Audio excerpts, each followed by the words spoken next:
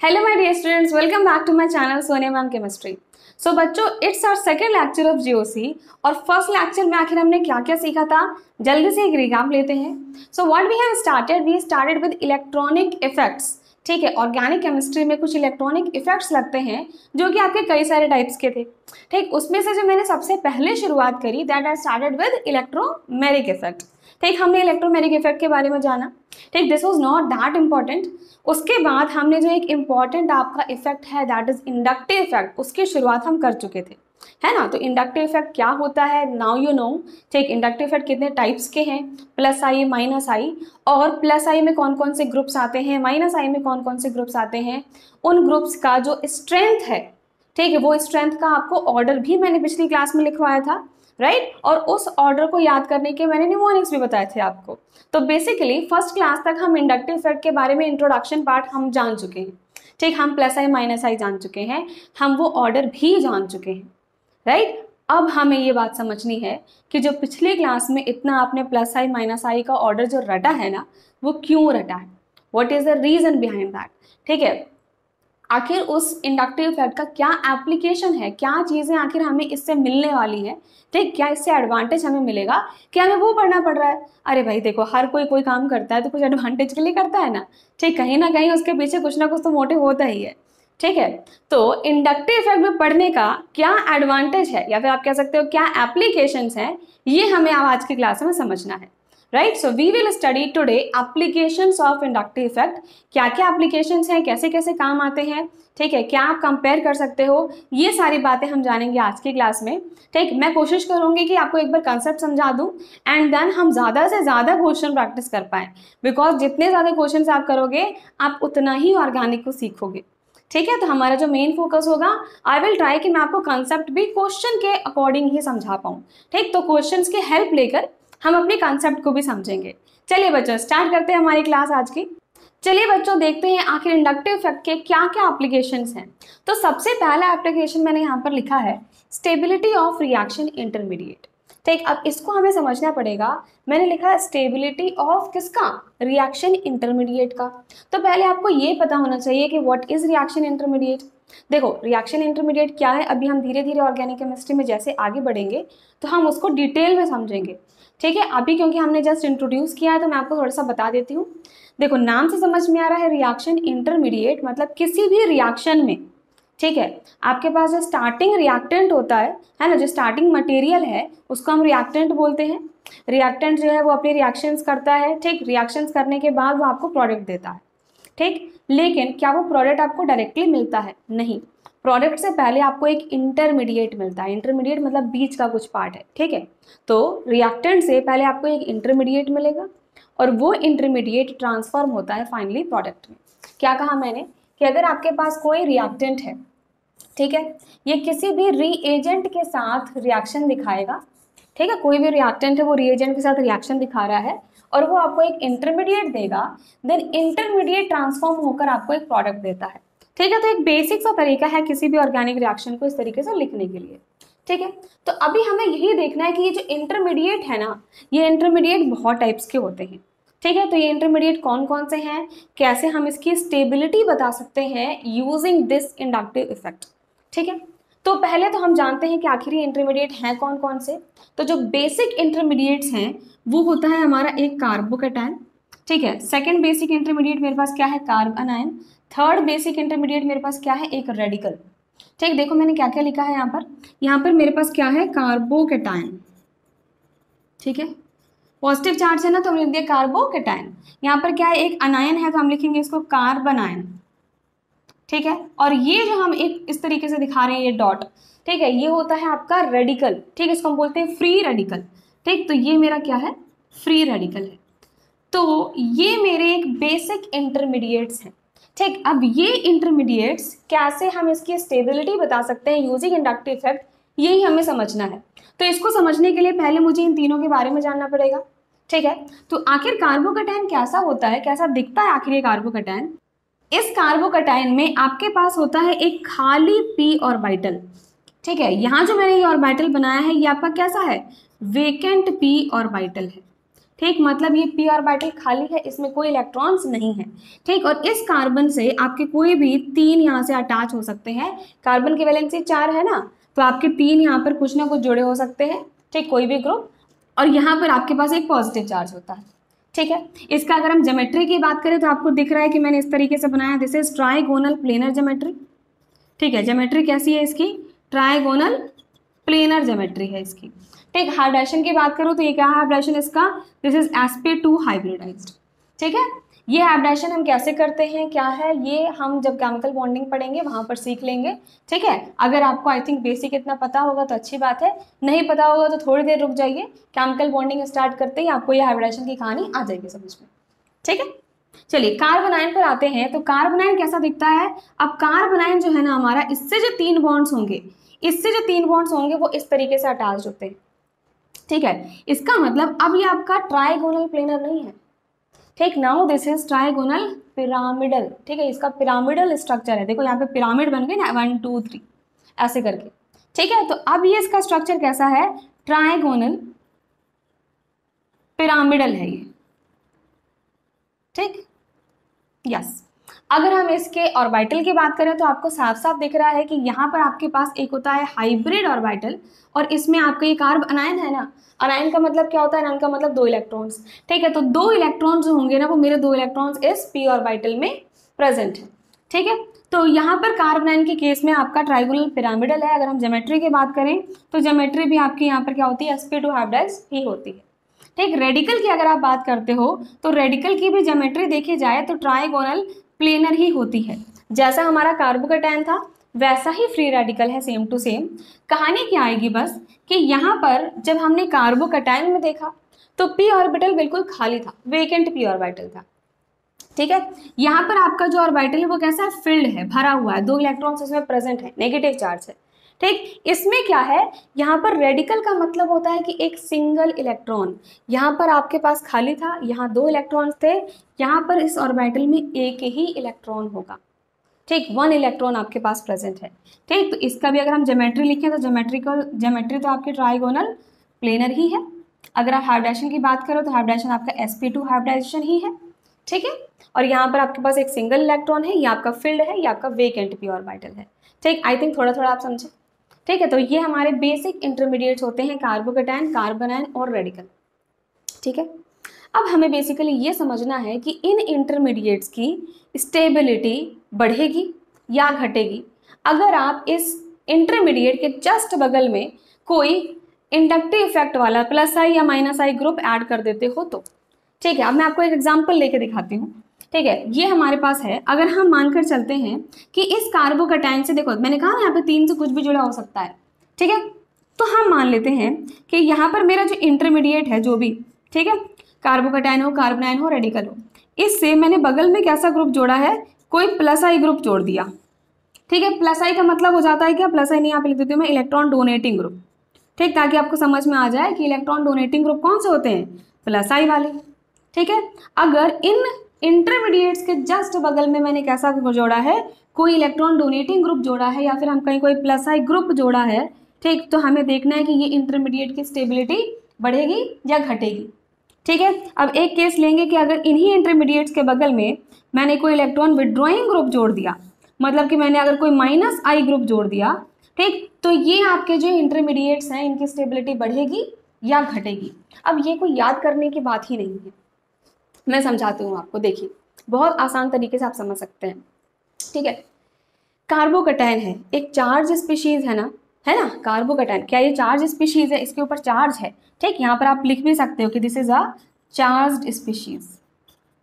ठीक है, कार्बोनाइन चार्ज है क्या, हाँ इस पे भी चार्ज है, इस पे नेगेटिव चार्ज है, तो ये भी चार्ज स्पीशीज है। क्या रेडिकल पे कोई चार्ज दिख रहा है आपको, रेडिकल पे कोई चार्ज नहीं है ना, इसका मतलब कि ये एक न्यूट्रल स्पीशीज है। ठीक है, this is a neutral species, इसमें कोई चार्ज है ही नहीं। ठीक है, अब कार्बोकैटायन से शुरुआत करते हैं। कार्बोकैटायन में आपका एक पॉजिटिव चार्ज है। ठीक है, पॉजिटिव चार्ज का मतलब क्या होता है, देखो जब नेगेटिव चार्ज होता है मतलब कि उसके पास इलेक्ट्रॉन्स भर भर के हैं, है ना, उसके पास इलेक्ट्रॉन्स हैं। जब पॉजिटिव चार्ज है तो मतलब उसके पास इलेक्ट्रॉन्स की कमी है। तो सबसे पहले हम ये जान लेते हैं कि भाई इन इंटरमीडिएट में वैलेंस इलेक्ट्रॉन्स हैं कितने। वैलेंस इलेक्ट्रॉन्स का मतलब क्या होता है, वैलेंस मतलब जो आउटर मोस्ट आपके जो इलेक्ट्रॉन्स हैं वो कितने प्रेजेंट हैं। ठीक है, तो यहाँ पर बताइए कार्बोकैटायन के केस में वैलेंस इलेक्ट्रॉन्स आपको कितने नजर आ रहे हैं। वैलेंस इलेक्ट्रॉन्स का मतलब क्या हुआ, इस कार्बन से मेरे पास 3 बॉन्ड जुड़े होंगे ना, तो 3 बॉन्ड मतलब कि 2 इलेक्ट्रॉन्स यहाँ, 2 इलेक्ट्रॉन्स यहाँ, 2 इलेक्ट्रॉन्स यहाँ। ठीक है, और ये जो मेरे पास p ऑर्बिटल है ये तो खाली है, इसमें तो कोई इलेक्ट्रॉन है ही नहीं। ठीक है, तो कितने इलेक्ट्रॉन्स हो गए वैलेंस इलेक्ट्रॉन्स कितने, 1 2 3 4 5 6। यहाँ पर मेरे पास वैलेंस इलेक्ट्रॉन्स कितने हैं, 6 इलेक्ट्रॉन्स है मेरे पास क्या, वैलेंस इलेक्ट्रॉन। यहाँ पर लिख लेते हैं हम, यहाँ पर हम वैलेंस इलेक्ट्रॉन्स की बात कर रहे हैं ब्रैकेट में। ठीक है, 6 इलेक्ट्रॉन्स हैं। कार्बन आयन में बताइए आपके पास वैलेंस इलेक्ट्रॉन्स कितने हैं। कार्बन से भी मेरे पास 3 बॉन्ड जुड़े हुए हैं। ठीक है, मतलब कि 1 2 3 4 5 6। ठीक है, और जो हमारे पास ये ऑर्बिटल है इसमें भी 2 इलेक्ट्रॉन्स प्रेजेंट हैं। तो काउंट करें टोटल 1 2 3 4 5 6 7 8। यहाँ पर जो हमारे पास वैलेंस इलेक्ट्रॉन्स है वो हो चुके हैं 8 इलेक्ट्रॉन। ठीक है, इसके बाद करें, इस रेडिकल से भी मेरे पास कितने हैं, 3 बॉन्ड जुड़े हैं, तो ये आपके 6 इलेक्ट्रॉन तो हो ही गए। और p ऑर्बिटल में मेरे पास एक और इलेक्ट्रॉन है, इसका मतलब 1 2 3 4 5 6 और 7, आपके पास 7 वैलेंस इलेक्ट्रॉन्स यहाँ पर प्रेजेंट है। ठीक है, अब इनके वैलेंस इलेक्ट्रॉन्स के अकॉर्डिंग क्या आप ये बता सकते हो कि क्या ये एक इलेक्ट्रॉन रिच स्पीशीज है या ये इलेक्ट्रॉन डेफिशिएंट स्पीशीज है। इलेक्ट्रॉन रिच का मतलब क्या हो जाएगा, भाई वो अमीर है, इलेक्ट्रॉन्स जितने चाहिए थे उसको उतना उसके पास है। ठीक है, इलेक्ट्रॉन डेफिशिएंट क्या हो जाएगा कि भाई जितने चाहिए थे उतने नहीं है, गरीब है वो। ठीक है, कमी है उसके पास उस चीज़ की, राइट। तो आप देख सकते हैं कि यहाँ पर इसके पास 6 इलेक्ट्रॉन हैं और कोई भी स्पीशीज क्या चाहती है कि उसका ऑक्टेट कंप्लीट हो जाए। ठीक है, ऑक्टेट का मतलब क्या होता है, 8 इलेक्ट्रॉन। ठीक, तो हर कोई चाहता है कि भाई उसके पास 8 इलेक्ट्रॉन हो, बट इसके पास कितने हैं, 6 इलेक्ट्रॉन है ना, तो 8 तो नहीं है, इसका मतलब ये गरीब हुआ है ना, इसमें डेफिशिएंसी है। तो हम लिख सकते हैं कि कार्बोकैटायन कैसा है, कार्बोकैटायन का नेचर कैसा है, कार्बोकैटायन का नेचर है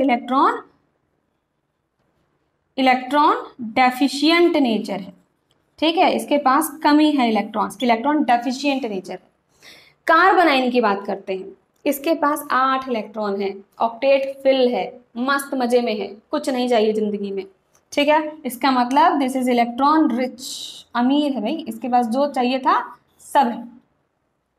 ठीक है, रेडिकल्स में मेरे पास है 7 इलेक्ट्रॉन, तो इसका भी ऑक्टेट तो कंप्लीट नहीं है ना, 8 है होने चाहिए बट है 7, एक की कमी है, तो ये भी गरीब है। ठीक है, इसका हम लिख सकते हैं इलेक्ट्रॉन डेफिशिएंट है। ठीक, तो हमने अपने वैलेंस इलेक्ट्रॉन्स के बेसिस पर आखिर ये डिसाइड कर लिया कि आपका जो भी पर्टिकुलर यहाँ पर इंटरमीडिएट है वो एक इलेक्ट्रॉन रिच स्पीशीज है या फिर एक इलेक्ट्रॉन डेफिशिएंट स्पीशीज है। ठीक है, कोई बात नहीं। अब हम देखते हैं कि भाई इस स्पीशीज के बगल में अगर हमने इलेक्ट्रॉन डोनेटिंग ग्रुप जोड़ा है तो क्या फर्क पड़ेगा, विड्रॉइंग ग्रुप जोड़ा है तो क्या पड़ेगा। ठीक है, बहुत बेसिक से तरीके से आप समझो, इसको रटने की कोई भी जरूरत नहीं है, आप बहुत ध्यान से समझिए। देखो, हमारे पास या तो इलेक्ट्रॉन डेफिशिएंट स्पीशीज हैं या तो हमारे पास इलेक्ट्रॉन रिच स्पीशीज हैं। ठीक है, हम एक बार मानकर चलते हैं इलेक्ट्रॉन डेफिशिएंट की बात हम पहले कर लेते हैं। ठीक है, तो ऐसे कोई भी स्पीशीज जिनके पास इलेक्ट्रॉन्स की कमी हो, ठीक, जो गरीब हैं, तो गरीब इंसान क्या चाहता है, गरीब इंसान चाहता है कि उसको भाई कहीं ना कहीं से पैसे मिल जाएं। ठीक है, तो अगर आप उस गरीब इंसान को किसी रिच स्पीशीज से मिला दो तो वो खुश है।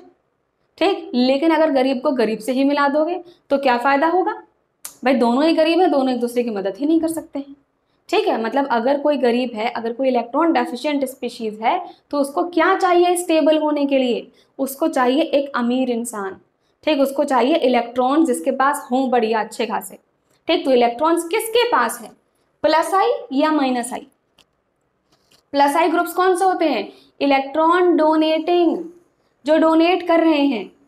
तो इलेक्ट्रॉन डेफिशिएंट को क्या चाहिए था, गरीब को क्या चाहिए था कि भाई कोई दे दे, है ना। तो यहाँ पर आपका जो इलेक्ट्रॉन डेफिशिएंट स्पीशीज है उसकी स्टेबिलिटी तभी बढ़ेगी जब कोई इलेक्ट्रॉन्स उसको दे देगा। ठीक है, इलेक्ट्रॉन डोनेटिंग ग्रुप अगर आप अपने बगल में लगा दिए तो इलेक्ट्रॉन्स वो देगा और जो आपका इंटरमीडिएट है वो स्टेबलाइज होगा। ठीक, तो हमने यहाँ से समझा कि जो हमारी फर्स्ट कैटेगरी है कार्बोकैटायन जो इलेक्ट्रॉन डेफिशिएंट है, अगर डेफिशिएंट से मैं प्लस आई ग्रुप जोड़ दूं, मतलब इलेक्ट्रॉन डोनेटिंग ग्रुप जोड़ दूं, तो भाई ये गरीब और ये इसको इलेक्ट्रॉन दे रहा है, तो ये खुश है, इसकी स्टेबिलिटी बढ़ गई। ठीक, तो हम यहाँ पर लिख सकते हैं इस केस में क्या होगा, स्टेबिलिटी इंक्रीज होगी। Right, what you can say, इस केस में इसकी स्टेबिलिटी जो है वो इंक्रीज हो रही है, बढ़ रही है। ठीक है, चलिए यहाँ पर भी इलेक्ट्रॉन डेफिशिएंट है, सेम मामला होगा, लिख दो यहाँ पर स्टेबिलिटी बढ़ रही है। ठीक है, यहाँ पर भी स्टेबिलिटी बढ़ रही है। यस, जब इलेक्ट्रॉन रिच स्पीशीज है, ठीक है, और उसको अगर हम इलेक्ट्रॉन डोनेटिंग ग्रुप लगा दें तो क्या स्टेबिलिटी बढ़ेगी या घटेगी? जो इलेक्ट्रॉन रिच है, ठीक है, जो एक अमीर इंसान है, अमीर इंसान थोड़ी चाहता है कि भाई मेरे को और कोई पैसे दे दे। ठीक है, उसको तो इंसल्ट फील होगा कि क्यों दे रहे हो भाई, मेरे पास इनफ है, मेरे को नहीं चाहिए। ठीक, मुझे किसी की मदद नहीं चाहिए। राइट, तो सेम कहानी इसके साथ है कि जो इलेक्ट्रॉन रिच स्पीशीज है, जो अमीर है, उसको इलेक्ट्रॉन डोनेटिंग ग्रुप अगर आप लगाओगे तो स्टेबिलिटी बढ़ेगी नहीं, इस केस में स्टेबिलिटी घटेगी। ठीक है, इलेक्ट्रॉन रिच है, उसके पास ऑलरेडी खूब इलेक्ट्रॉन्स हैं, और अगर आपने कोई इलेक्ट्रॉन डोनेटिंग ग्रुप लगा दिया, वो भी इलेक्ट्रॉन दे रहा है, तो भाई दोनों इलेक्ट्रॉन में रिपल्शन हो गया ना, है ना, इलेक्ट्रॉन्स रिपल करेंगे वहां पर। राइट, इसलिए हमेशा अगर कोई इलेक्ट्रॉन रिच स्पीशीज है और उसको अगर हम इलेक्ट्रॉन्स दे रहे हैं और इलेक्ट्रॉन्स दे रहे हैं, तो वहाँ रिपल्शंस होने लग जाएंगे। तो इन केस में स्टेबिलिटी अब बढ़ेगी नहीं, बल्कि अब स्टेबिलिटी घट रही है। ठीक है, डिक्रीज हो रही है। क्लियर? चलिए अब हम बात करते हैं कि अगर आपने कोई माइनस आई ग्रुप लगाया है बगल में, ठीक है, अगर आपने कोई माइनस आई ग्रुप लगाया है तो उस केस में स्टेबिलिटी बढ़ेगी या घटेगी? ठीक है, अगर कोई कार्बोकैटायन स्पीशीज है, कार्बोकैटायन एक इलेक्ट्रॉन डेफिशिएंट स्पीशीज है, ठीक, गरीब है, उसके बगल में हम माइनस आई ग्रुप जोड़ दें। माइनस आई ग्रुप क्या होता है? Electron withdrawing. अरे भैया कोई गरीब है और तुम उससे और छीन लो, वो तो रोने ही लगेगा ना, अब क्या ही हो सकता है। ठीक है, जो एक ऑलरेडी एक इंसान जो गरीब है इतना और उसके पास पैसे नहीं है और तुम उससे और पैसे छीन लो, वो क्या ही करेगा? क्या वो स्टेबल रह पाएगा? नहीं रह पाएगा। ठीक है, तो सेम कहानी यहाँ पर कि अगर कोई इलेक्ट्रॉन डेफिशिएंट स्पीशीज है और उसके बगल में आप माइनस आई ग्रुप जोड़ दो जो इलेक्ट्रॉन विड्रॉ कर रहा है, तो स्टेबिलिटी तो घटेगी ही, कोई नहीं बढ़ा सकता। ठीक है, यहाँ पर स्टेबिलिटी क्या होगी? घटेगी ही। ठीक है, सेम कहानी है इलेक्ट्रॉन डेफिशिएंट के साथ, है ना, गरीब ये भी है और यहाँ से भी अगर आप इलेक्ट्रॉन विड्रॉइंग ग्रुप लगाओगे तो विड्रॉइंग ग्रुप लगाने से क्या होगा? स्टेबिलिटी कम ही होगी। ठीक, अगर कोई इलेक्ट्रॉन रिच स्पीशीज है, इलेक्ट्रॉन रिच मतलब जिसके पास इलेक्ट्रॉन्स हैं, जो खुश है ना, जो एक स्टेबल इंसान है, और उसके बगल में आप कोई माइनस आई ग्रुप लगा दो, ठीक है, कोई इलेक्ट्रॉन विदड्रॉइंग ग्रुप लगा दो, तो एक जो अमीर इंसान है, ठीक है, अमीर इंसान से अगर थोड़े बहुत पैसे अगर वो दे भी दे तो क्या उसको फर्क पड़ता है? कुछ खास नहीं पड़ता है। भाई जितने अमीर अमीर लोग हैं वो कितने डोनेशंस करते हैं। ठीक है, तो अगर कोई बहुत रिच है उसको थोड़े बहुत इलेक्ट्रॉन देने में कोई फर्क नहीं पड़ेगा। ठीक है, तो उसकी स्टेबिलिटी कम नहीं हो रही है। ठीक, तो इस केस में क्या हुआ? अगर कोई इलेक्ट्रॉन रिच स्पीशीज है, उसके पास इनफ इलेक्ट्रॉन्स हैं, उसके बगल में आपको इलेक्ट्रॉन विड्रॉइंग ग्रुप भी लगा दो, वो इलेक्ट्रॉन डेंसिटी उससे थोड़ी बहुत विड्रॉ भी कर ले, तब भी उसे कोई फर्क नहीं पड़ा, उससे इसकी स्टेबिलिटी बढ़ेगी ही, घटेगी नहीं। ठीक है, तो सिंपल फंडा यहाँ पर हमारा सिर्फ इतना था कि अगर कोई गरीब इंसान है, ठीक, तो वो चाहता है कि भाई कोई उसको पैसे दे। ठीक है, ये नहीं कि उससे पैसे ले ले। अगर पैसे दे रहा है स्टेबिलिटी बढ़ी, ले रहा है स्टेबिलिटी घटी। ठीक है, अगर कोई अमीर इंसान है तो अमीर इंसान को अगर आप पैसे दोगे तो गलत है, तो स्टेबिलिटी कम होगी। लेकिन अमीर इंसान है और वो थोड़े बहुत कुछ पैसे डोनेट कर दे तो स्टेबिलिटी उसके बढ़ेगी ही, कहीं कुछ कम नहीं हो रहा। ठीक है, तो सिंपल इस फंडे से हमने ये पूरी बात समझ ली। ठीक है, कि किस स्पीशीज़ के साथ अगर कोई इलेक्ट्रॉन डोनेटिंग ग्रुप लगा है, कोई माइनस आई ग्रुप लगा है या प्लस आई ग्रुप लगा है, उससे स्टेबिलिटी बढ़ती है या घटती है। यही रीज़न था जो मैंने पिछली क्लास में आपको ये पूरा ऑर्डर समझाया था, रटवाया था, है ना, कि ये ऑर्डर याद कर लो, आगे जाकर काम आएगा। ठीक, अभी हम क्वेश्चंस करेंगे, देखना आप खुद ही कितना काम आने वाला है। ठीक है, आप वहाँ से ये स्टेबिलिटी कंपेयर कर पाओगे। ठीक, अगर आपने इतना पहचान लिया कि अच्छा हाँ ये प्लस आई ग्रुप है, ये माइनस आई ग्रुप है, इसका स्ट्रेंथ ज़्यादा होता है, इसका स्ट्रेंथ कम होता है, ठीक है, तो आप स्टेबिलिटी ऑर्डर बता पाओगे कि ये ज़्यादा स्टेबल है, ये कम स्टेबल है, ये बीच में आएगा। ठीक, तो आप स्टेबिलिटी कंपेयर कर पाओगे। ठीक है, आई होप आपको ये बात समझ में आ गई होगी बच्चों। अगर आपको लग रहा है कि भाई कुछ ज़्यादा ही मैम ने बता दिया और ऊपर से चला गया, ठीक है, तो प्लीज़ एक बार कमेंट में बता देना, मैं कोशिश करूँगा इसको फिर से समझाऊँ आपको। ठीक है, बट अगर आपको सब कुछ क्लियर है तो प्लीज़ कमेंट्स में ये भी बताइएगा कि मैम सब समझ में आ गया, कोई ऐसी बड़ी बात नहीं है, सब क्लियर हो रहा है। ठीक है, और अगर बाई चांस थोड़े बहुत डाउट्स होंगे तो प्लीज़ एक बार और आप इसको पीछे जाकर वीडियो देख लेना, ठीक है। तो हो सकता है आपको सेकंड टाइम में समझ में आ जाए। चलिए बच्चों, आते हैं हमारे सेकंड एप्लीकेशन पर, जो कि है आपका एसिडिटी एंड बेसिसिटी, ठीक है। अब ये एसिडिटी बेसिसिटी होती क्या है? एसिडिटी मतलब कि एसिडिक करेक्टर, ठीक है। कोई भी अगर आपके पास एसिड है तो उसकी एसिडिटी ज़्यादा है, उसका एसिडिक करेक्टर ज़्यादा है, या उसका बेसिक करेक्टर ज़्यादा है, ठीक। बेसिकली हम यहाँ पर एसिड और बेस की बात करते हैं, ठीक है। और ये भी हम प्लस आई या माइनस आई ग्रुप से बता सकते हैं कि किसका एसिडिक नेचर ज़्यादा होगा, किसका बेसिक नेचर ज़्यादा होगा, ठीक है। कैसे बताएंगे? अगर हम यहाँ पर कोई भी एक एसिड मान के चलूँ मैं, ठीक है, कोई भी एसिड, ठीक। तो मैंने एक जनरल एसिड लिया है, क्या? HA, ठीक है। ये कोई एसिड नहीं है, मैं एक जनरल बात बता रही हूँ आपको कि कोई भी अगर एसिड होता है तो उसमें H होता है ना, H, ठीक। जैसे आप COH लेते हो, कार्बोक्सिलिक एसिड, तो उसमें क्या होता है? COOH, ठीक है। चलो वही मान लो आप, HA छोड़ो, ठीक है। आप मान लीजिए आपके पास एक एसिड है, कैसा एसिड है आपके पास? एसिड है ये लो, ठीक है, CH3CH2COH, ये एसिड है आपके पास, ठीक है। अब इस एसिड में एसिडिक नेचर आपको देखना है। एसिडिक नेचर का मतलब क्या हुआ? एसिडिक नेचर का मतलब है कि इस एसिड से अगर हम H+ को रिलीज करेंगे, ठीक है, H+ अगर यहाँ से निकलेगा तो पहले होगा क्या? COOH है। अगर मैं यहाँ से इस H+ को निकाल दूँ, ठीक है, मतलब मैं यहाँ पर क्या करूँ? -H+, ठीक। H+ को हटा दिया जाए तो हटाने के बाद अभी क्या बन जाएगा? इस ऑक्सीजन पर आ जाएगा नेगेटिव चार्ज, ठीक है। तो ये आपका कार्बोक्सिलिक एसिड कैसा होता है? COO-H+, ठीक है। तो हमने H+ हटाया तो ये बन गया आपका COO-, ठीक है। तो ये जब यहाँ पर आपका COS था, दिस वॉज एन एसिड, ये आपका एसिड था। जब आपने उस एसिड में से H+ को हटा दिया, आपने एक प्रोटॉन को हटा दिया, ठीक है, रिमूवल ऑफ प्रोटॉन, ठीक है, आपने एक प्रोटॉन हटाया तो ये बन जाता है इसका कॉन्जुगेट बेस। याद रखना इस बात को, ठीक। एसिड से आप जैसे ही H+ हटाते हो तो कॉन्जुगेट बेस बन जाता है, ठीक है। अब अगर ये कॉन्जुगेट बेस हमारा स्टेबल बना है, ठीक, अगर ये कॉन्जुगेट बेस की स्टेबिलिटी ज़्यादा है तो हम कहेंगे भैया इसका एसिडिक करेक्टर ज़्यादा है। अभी आपको एग्जाम्पल से बता रही हूँ, रुकिए, ठीक है। 2 एग्जाम्पल लेते हैं, जस्ट वेट। तो यहाँ पर मैंने लगा दिया फ्लोरीन, ठीक है, यहाँ पर लिख देते हैं COOH, ठीक। देखते जाओ आप बस।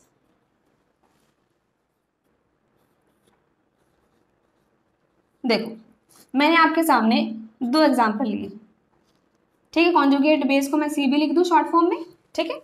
मैंने आपके सामने 2 एग्जाम्पल लिए हैं, दोनों में डिफरेंस क्या है? यहाँ पर आपके पास क्या है? CH3CH2COH, इसमें से मैंने H+ रिमूव किया तो हमारा ये बना है, इसको हम कह रहे हैं कॉन्जुगेट बेस। यहाँ पर मेरे पास ये एसिड था, यहाँ पर फ्लोरीन लगा हुआ है, ठीक है, और इसके बाद हमने -H+ किया और आपका ये कॉन्जुगेट बेस बन गया, ठीक। अब हमें क्या देखना है कि जो हमारा इन दोनों एसिड है, तो दोनों ही एसिड, लेकिन दोनों एसिड में से किसका एसिडिक कैरेक्टर ज़्यादा, किसका एसिडिक कैरेक्टर कम, हमें ये पता करना है, ठीक है। इन एसिड का एसिडिक कैरेक्टर पता करने के लिए हमें कॉन्जुगेट बेस की स्टेबिलिटी चेक करनी पड़ती है। ध्यान रखिए मैंने क्या कहा कि एसिड के एसिडिक कैरेक्टर को पता करने के लिए कि कौन सा एसिडिक ज़्यादा है, कौन सा एसिडिक कम है, क्या करना पड़ेगा? जो कॉन्जुगेट बेस है ना, उनकी स्टेबिलिटी देखनी है, ठीक। तो मुझे देखना है कि भाई ये ज़्यादा स्टेबल है या फिर ये ज़्यादा स्टेबल है, ठीक। और इनकी स्टेबिलिटी कैसे देखोगी? इनकी स्टेबिलिटी देखेंगे यहाँ से। ये क्या है आपका? COO-, कैसे लिखते हो आप इसको? कंप्लीट ऐसे करके लिख दो, C+O, है ना। इसको भी लिख देते हैं इस तरीके से हम, C+O, ठीक है। आपके पास O पर एक नेगेटिव साइन दे रखा है, ठीक है। तो ये एक आपका नेगेटिव चार्ज स्पीशीज है, ठीक है। अगर कोई नेगेटिव चार्ज स्पीशीज होता, अभी जैसे हमने पढ़ा था कार्बन जैसा हमने पढ़ा था, ठीक है, तो यहाँ पर ऑक्सीजन पर नेगेटिव है, ठीक, यहाँ पर कार्बन पर नेगेटिव था, ठीक। बट कहानी तो सेम है ना कि अगर कोई नेगेटिव चार्ज स्पीशीज है इसका मतलब इलेक्ट्रॉन्स उसमें भर भर के हैं, ठीक है, इलेक्ट्रॉन रिच स्पीशीज है, ठीक। और इलेक्ट्रॉन रिच से अगर आप कोई कैसे ग्रुप जोड़ोगे? इलेक्ट्रॉन डोनेटिंग, ठीक है, तो क्या होगा? इलेक्ट्रॉन डोनेटिंग जोड़ेंगे तो क्या होगा, और इलेक्ट्रॉन विड्रॉइंग ग्रुप जोड़ोगे तो क्या होगा? तो पहले देखते हैं कि भाई इससे बगल में हमारे कैसे ग्रुप जुड़े हैं, ठीक है। तो आप जरा देखो, इस CO- के बगल में जो कार्बन है फिर आपके पास ये CH3 है, ठीक। और हमने पढ़ा था पिछली क्लास में, याद करो, कि जो भी अल्काइल ग्रुप्स होते हैं आपके CH3, ethyl, primary, secondary, tertiary, जो भी आपके अल्काइल ग्रुप्स होते हैं वो प्लस आई ग्रुप होते हैं, ठीक। तो यहाँ पर ये जो CH3 लिखा है ना, ये कैसा ग्रुप है? This is your plus I group, ठीक है। ये आपका प्लस आई ग्रुप है। चलो इस केस में बात करें। इस केस में बताइए, यहाँ पर CH2, यहाँ पर क्या लगा है? देखो, इस CO माइनस से बगल में CH2, यहाँ भी CH2 था, जो कॉमन है उससे तो क्या ही कंपेयर किया जा सकता है ना। CH2 के बाद CH3 पे आए, CH2 के बाद फ्लोरीन पे आए। CH3 मेरा प्लस आई ग्रुप है, फ्लोरीन कैसा है? हैलोजन है, इलेक्ट्रोनेगेटिव है, माइनस आई ग्रुप है, ठीक है। तो fluorine is a minus I group. Now you have to tell, ठीक है, जस्ट अभी हमने जो पढ़ा उसके बेसिस पे बताना है।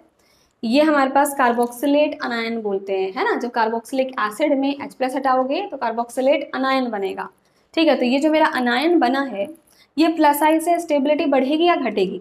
ठीक है, इस कार्बोक्सिलेट अनायन की स्टेबिलिटी इस फ्लोरीन से बढ़ेगी या घटेगी, ये बताना है आपको। देखो, नेगेटिव चार्ज है ना, नेगेटिव चार्ज है आपके पास, यहाँ पर आइए। नेगेटिव चार्ज मतलब कि इलेक्ट्रॉन रिच स्पीशीज, ये वाली कहानी, ठीक। इलेक्ट्रॉन रिच स्पीशीज, जब आप प्लस आई ग्रुप लगाते हो तो स्टेबिलिटी कम होती है, माइनस आई लगाते हो तो स्टेबिलिटी बढ़ती है। प्लस आई लगाया तो स्टेबिलिटी कम हुई, माइनस आई लगाया तो स्टेबिलिटी बढ़ी, ठीक। ये मैंने एग्जैक्टली वहां से यहाँ पर कॉपी कर दिया, ठीक है। बात आ गई समझ में आपको, ठीक। तो हमने देखा कि इस कार्बोक्सिलेट अनायन की, या फिर हम कहें इस कॉन्जुगेट बेस की स्टेबिलिटी कम है, इस कॉन्जुगेट बेस की स्टेबिलिटी ज़्यादा है। जिस कॉन्जुगेट बेस की स्टेबिलिटी ज़्यादा, उसका एसिडिक कैरेक्टर ज़्यादा, मतलब ये हमारा जो है वो मोर एसिडिक है, ठीक। हम लिख सकते हैं कि इसकी एसिडिटी ज़्यादा है, या फिर ये मोर एसिडिक है, और ये हमारा लेस एसिडिक है, ठीक। इस तरीके से हम एसिडिटी कंपेयर करते हैं, ठीक। अब इसी चीज़ में एक और बहुत इंपॉर्टेंट बात है, ठीक है। जो हम ये प्रोटॉन रिमूव करते हैं ना, ठीक, तो इसका अगर हम इक्विलिब्रियम लिखें, के इक्विलिब्रियम, जैसे हम इक्विलिब्रियम लिखते हैं, ठीक। तो इस केस में हम क्या कर रहे हैं, यहाँ पर हम लिख रहे हैं के ए। के ए का मतलब क्या हुआ? जैसे आप इक्विलिब्रियम कांस्टेंट लिखते हो के से, यहाँ पर हमने क्या लिखा है, के ए। के ए का मतलब हुआ एसिड का डिसोसिएशन कांस्टेंट, ठीक है। तो के ए हमारा क्या है? के ए है हमारा एसिड डिसोसिएशन कांस्टेंट। यहाँ पर लिख लो एसिड डिसोसिएशन कांस्टेंट, ठीक। अब सारी कहानी है जो एसिडिक कैरेक्टर की, ठीक, ये है वो सारी की सारी डिपेंड करती है के ए पे, ठीक। अब ये के ए है क्या चीज़? के ए का मतलब है एसिड डिसोसिएशन कांस्टेंट, एसिड कितना ज़्यादा डिसोसिएट हो रहा है, ठीक है, कितना डिसोसिएट हो रहा है। ये जो हमारा COH है, जितना ज़्यादा डिसोसिएशन होगा, मतलब जितना ईजिली ये H+ रिलीज हो जाएगा, ठीक, उतना ही ज़्यादा एसिडिक कैरेक्टर होगा। मतलब जितना आसानी से कोई प्रोटॉन दे देगा, उसकी एसिडिक कैरेक्टर ज़्यादा। जितना मुश्किल से H+ निकल रहा है, उतना आपका एसिडिक कैरेक्टर कम है, ठीक है। तो हम कहते हैं के ए के टर्म्स में कि जहाँ पर के ए की वैल्यू ज़्यादा है, ठीक है, वहीं पर एसिडिक कैरेक्टर जो होगा ना, या फिर हम लिखते हैं एसिडिक स्ट्रेंथ, AS मतलब एसिडिक स्ट्रेंथ, ठीक है। तो वहाँ पर एसिडिक स्ट्रेंथ जो है वो भी ज़्यादा है। क्लियर? मतलब कि के ए हमारा एसिडिक स्ट्रेंथ के, या फिर हम कह सकते हैं एसिडिटी के, एसिडिटी लिख देती हूँ वरना आप कंफ्यूज हो गए बार बार, ठीक है, एसिडिटी, ठीक। के ए डायरेक्टली प्रोपोर्शनल है किसके? एसिडिटी के। जितना के ए ज़्यादा होगा, एसिडिक स्ट्रेंथ उतना ही ज़्यादा होगा, या आपका हो एसिडिटी उतनी ही ज़्यादा होगी, ठीक है। तो के ए इस वाले में और इस वाले में, ठीक, आपको बताना है कि के ए किसका ज़्यादा है किसका कम है। मैंने कहा के ए होता क्या है? जितनी आसानी से H+ निकल सके, ठीक है, या फिर जितनी मुश्किल से H+ निकल सके। यहाँ पर अगर हम H+ निकाल रहे हैं, आपका ये अनायन बन रहा है, ठीक है। ये अनायन की अगर स्टेबिलिटी ज़्यादा है, ठीक, तो उसका के ए भी ज़्यादा होगा। अगर इसकी स्टेबिलिटी कम है तो उसका के ए भी कम होगा, ठीक है। तो हमने लिखा यहाँ पर स्टेबिलिटी कम, स्टेबिलिटी कम मतलब इस वाले का के ए भी कम होगा। के ए कम, इसका मतलब जो हमारा ये एसिड था वो लेस एसिडिक है, ठीक, इसकी एसिडिटी कम है। इसको हम डायरेक्टली ऐसे लिखते हैं कि K A is directly proportional to acidity, ठीक है। और एसिडिटी और बेसिसिटी ना एक दूसरे के ठीक अपोजिट होते हैं, है ना। आपको पता है ना पीएच स्केल में, है ना, आपको जो 7 होता है वो न्यूट्रल होता है, 7 से पहले वाले आपके सारे एसिडिक, 7 के बाद वाले बेसिक, ठीक है। तो एसिडिक बेसिक एकदम अपोजिट है। अगर हम कह रहे हैं कि कोई एक चीज़ या कोई एक स्पीशीज ज़्यादा एसिडिक है, मतलब वो कम बेसिक है, ठीक है। तो acidity and basicity is exactly opposite to each other. तो अगर हम इसको एसिडिटी के टर्म्स में बात कर रहे हैं तो हम ऐसे लिख सकते हैं, ठीक है।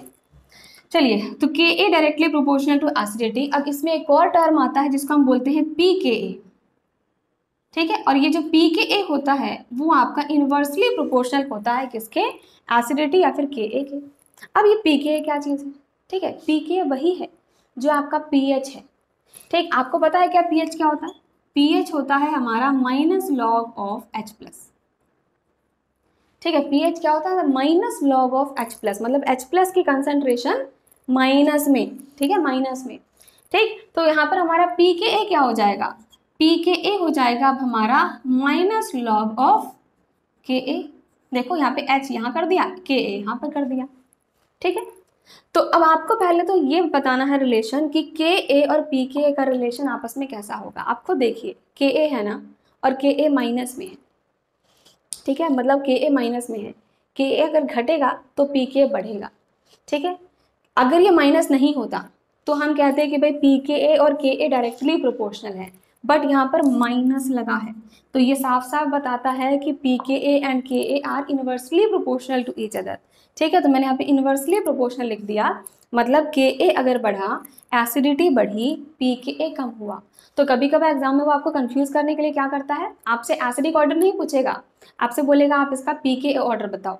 तो कंफ्यूज नहीं होना, आप एसिडिटी ही चेक करो, ठीक, और उसका आप ऑपोजिट ऑर्डर लिख दो, ठीक है, बिकॉज के ए और पी के ए आपका इनवर्सली प्रोपोर्शनल होता है, ठीक है। तो यहाँ से हमें ये एक इंपॉर्टेंट बात पता लगी है।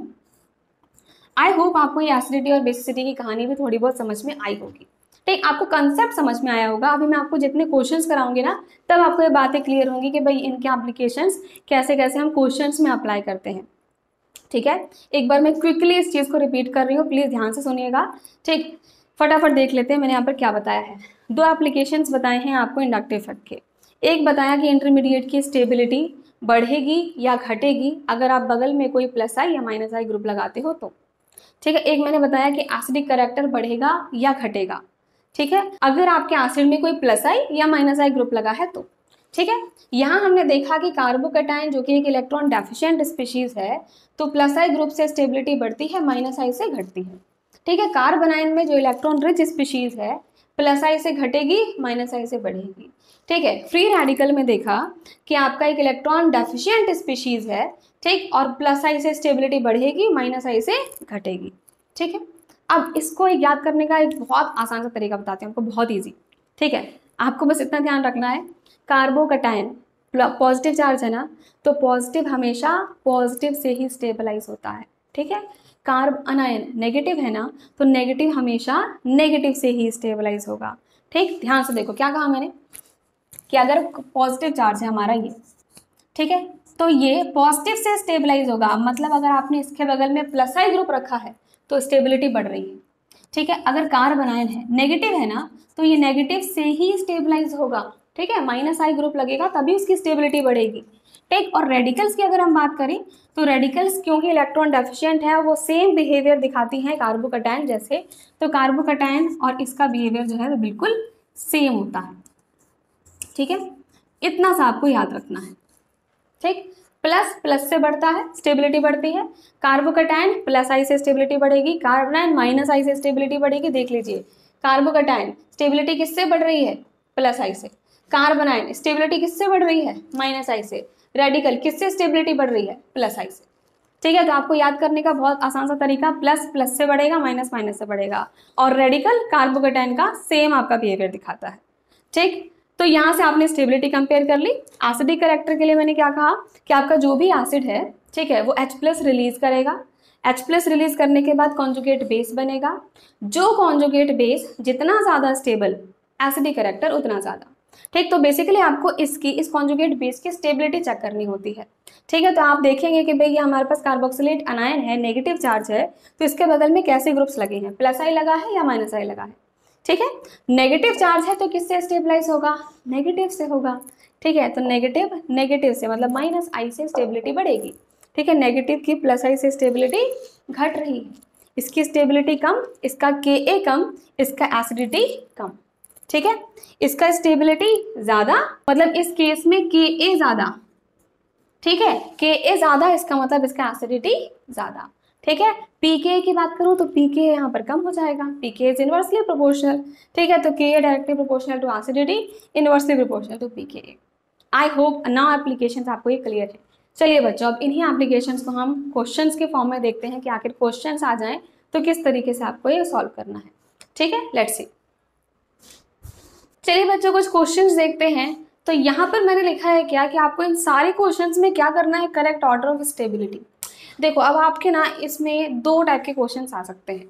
ठीक, एक तो सिंपल क्या क्वेश्चन पूछ सकता है आपसे कि आपको कोई स्टेबिलिटी नहीं पूछेगा, आपको सिंपल ग्रुप्स दे देगा। ठीक है, कुछ भी आपको ग्रुप्स दे दिए और आपसे ये पूछ लेगा कि इसमें प्लस आई का स्ट्रेंथ का ऑर्डर बताओ। ठीक है, तो आपके लिए मैंने यहाँ पे ऑर्डर भी लिख रखा है, आपकी कंप्लीट प्लस आई ग्रुप का ऑर्डर। ठीक है, मैंने यहाँ पे लिख रखा है माइनस आई का ऑर्डर।